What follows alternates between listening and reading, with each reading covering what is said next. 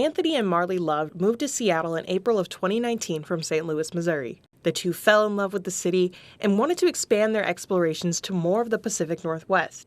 To hold themselves accountable to continue visiting new places, they started a YouTube channel to document their journey. But this isn't just your average travel blog. Welcome to Traveling While Black in Seattle.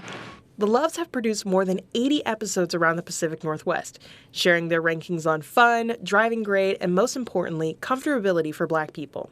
Marley says the channel fills a gap for Black people looking for safe spaces in Washington.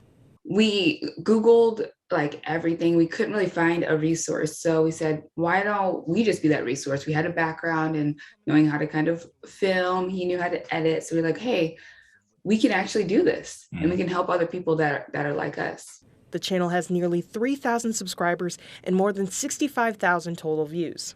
The Loves haven't made it out to Eastern Washington yet, but they plan to bring their show to this side of the state this summer.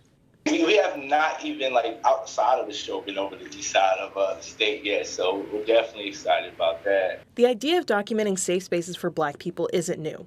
Anthony says they used an historic artifact when brainstorming the idea to start the channel. Back in the day, we were familiar with the Green Book for Black motorists.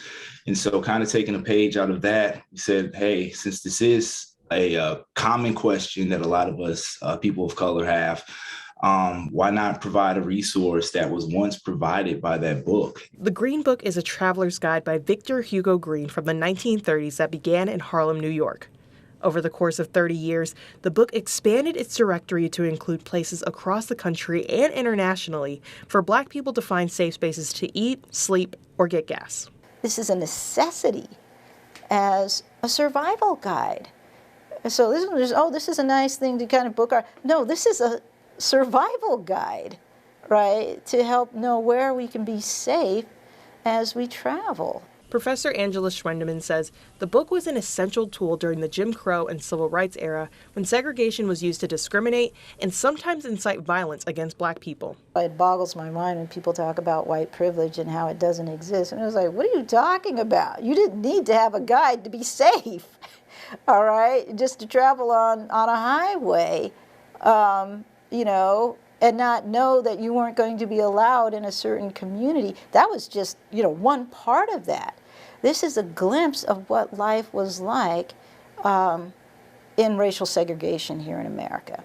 Victor Hugo Green passed in 1960, and the Green Book's final publication was in 1966 after the Civil Rights Act and Voting Rights Act were passed. Schwendeman says Green's vision for the book was to one day not need it and for Black people to be able to move around the country and feel safe. The Loves channel is evidence the country still has a ways to go before Black people and people of color can truly feel comfortable in shared spaces, but Schwendeman says she's hopeful for the future. When we truly have diversity, equity, and inclusion, we won't see these anymore because it will be a part of all of us. It will be a part of the American experience, which is what African Americans wanted all along. Janelle Finch, KREM 2 News.